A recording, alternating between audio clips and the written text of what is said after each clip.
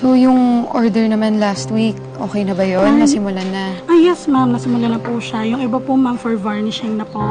Tapos po may dumating nga po pala na bagong order na itawag po kanina. Ako na po yung nag-receive nung... Okay.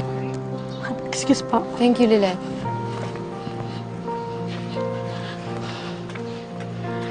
Ba't naman ngayon ka lang? Nakakayaan dyan na si Ma'am Clara. Pasensya na, Tilit. Ay, naku.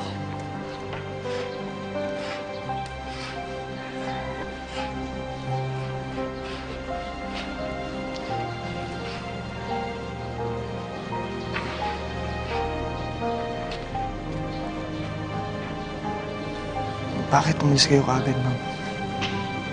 Alam niyo naman, mag-aalala ako, di ba? Dapat ginising niyo na po ako. I'm sorry. Ayaw lang kasi kitang abalahin pa. Umuwi na po ba kayo?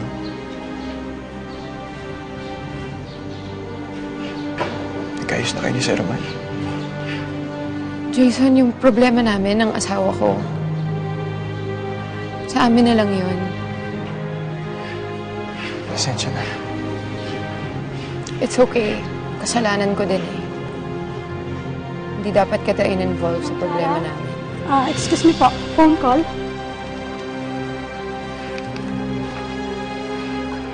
Salamat ulit sa tulong mo. Hello. Ang ganda ng customer kanina, no? Yeah. Nakita nyo? Kung ganun ba naman ang uwen ko gabi-gabi, hindi na ako alis ng kama. Tingin mo ba may papatol sa'yo ng ganyan? Kung sa bagay, wala naman sa ganda yan. Nasa galing yan sa kama. Tama.